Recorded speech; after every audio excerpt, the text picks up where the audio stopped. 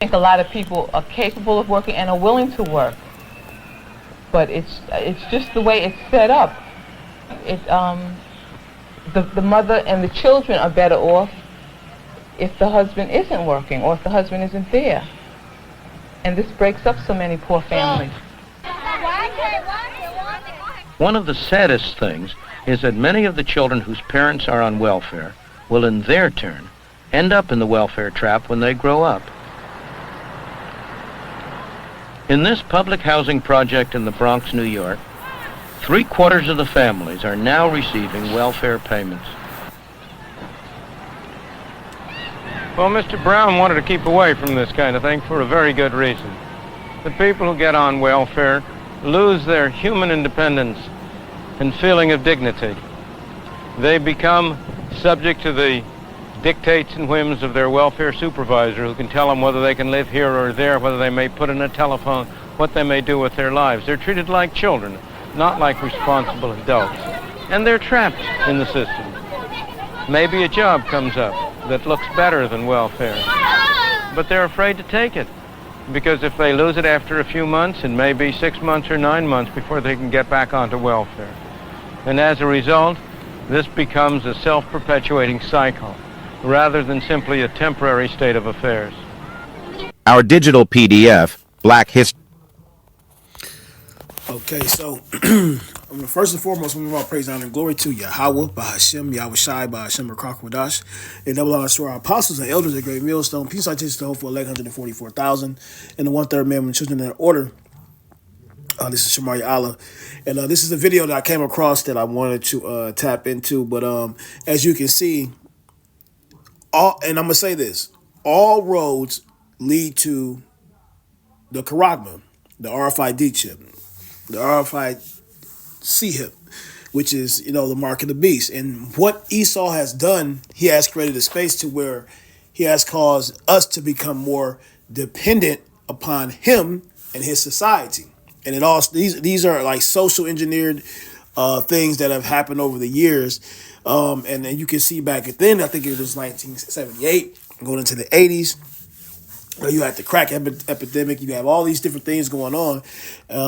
And these are all plots and twists that Esau has created to tear down our family structure, tear us down as being, human beings, to where we are nothing more than, cattle, animals that they can just control. And that's what they do, because they, it's like the scriptures say, a gift destroyeth the heart. And that gift is that those goodies, that goodie bag that the woman normally takes anyway, because the woman being in control, which most women want to have that control, are the envy of the man. They're using that to create a space to where they cause that division in the family structure in the household. And these are what? These are part of the curses of Deuteronomy 28. And speaking on the prophecy of the woman will surpass a man in that sense, because the government is helping them. But without further ado, I'm going to go into some scriptures real quick. I know I quoted some, but this is Jeremiah 5:26, and it reads, it says, "For among my people are found wicked men, they lay wait as he that setteth snares." And what is that? What are they laying wait and doing? They're setting snares through. They're laying wait and setting snares through the welfare system. Catch-22 dealing with the jail system. 3 strikes and you're out. All those different things and what they do. Hey, we are last hired and first fired. And that puts us in a perpetual state of, a dependency, into where we are pushed into that mold. Which again, this is a part of the curses. These are part of the curses that was prophesied that we will go through this stuff in these latter times. Over here in America, aka Babylon, aka spiritual Egypt and Sodom and Gomorrah. It says, "As he that setteth snares, they set a trap, they catch man." And how are they catching us? They're catching us through that goodie bag that they offer the woman. And so Eve is a focal point in the society in which you see now today. We go through a lot of things with our women. Okay. Now, Esau has to pay the Pied Piper eventually. And he's had a perpetual hatred towards Jacob, and he's been doing plotting and twisting and doing all these things, the social construct of whitewashing everything, and even making things white and black. Those are social constructs they use to perpetuate racism and discrimination and keep us on the bottom. White is good, black is bad. It says, because thou hast had a perpetual hatred, and you see that perpetual hatred.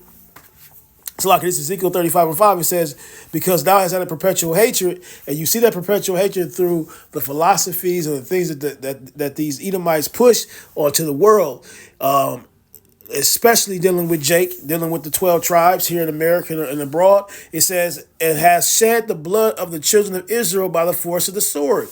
And the modern day sword today is the gun, but they have pushed such decadence in our communities that now Jake is killing themselves, and Jake has a sense of hatred for himself, because these are the things that that was prophesied about that will happen to us in these latter times again.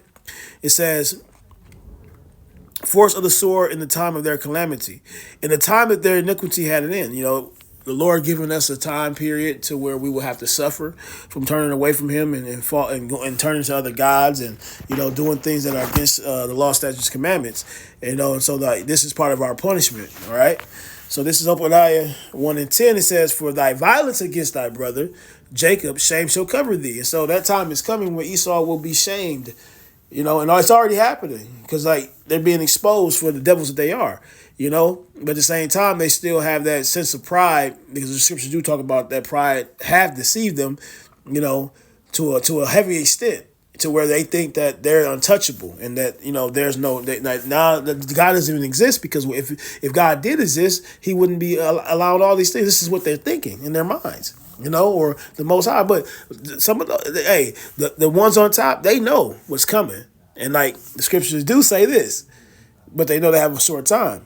So that they're gonna come down on us like a flood, man. So, but the lower level ones, they think that there's no God. They think they can just continue to do what they want to do, and that shit's out the door, man. Yahweh Shem Shai is returning soon. So, like I said, it says Jacob.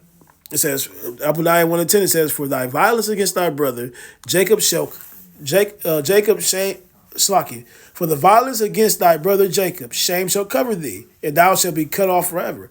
And that's what Esau ultimately did, starting with, back in the regeneration and reincarnation. Before the reincarnation of, Esau, you had Cain and Abel. You had Cain who committed the first murder. That's the same spirit that's on the earth through these Edomites, man. And so, the Lord ain't playing with Esau, and his time is up.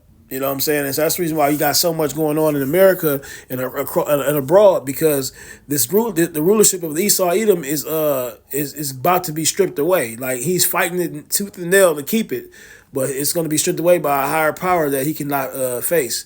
Yes, he's been able to conquer other nations, but he can't conquer the one that from the beginning.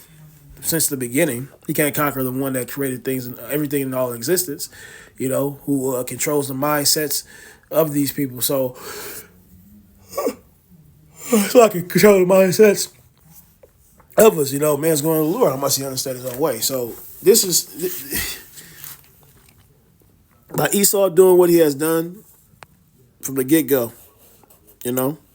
He has created a space in which he cannot be forgiven. And so, hey, we just got to continue to endure, understand, hey, all roads lead to that RFID chip. Do not take it.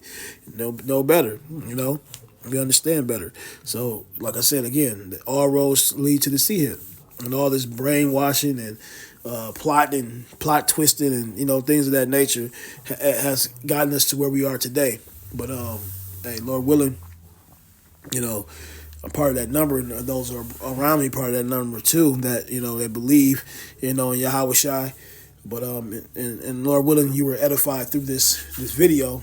Until next time, we go out praise and honor and glory to Yahweh by Hashem Yahweh Shai by Hashem Rakwadash, and that belongs to our apostles and elders, a great millstone and abroad. Peace and salutations to the hopeful elect, 144,000 and 1/3 million children in order. Again, it's Shamar Yala, and until next time, Shalom.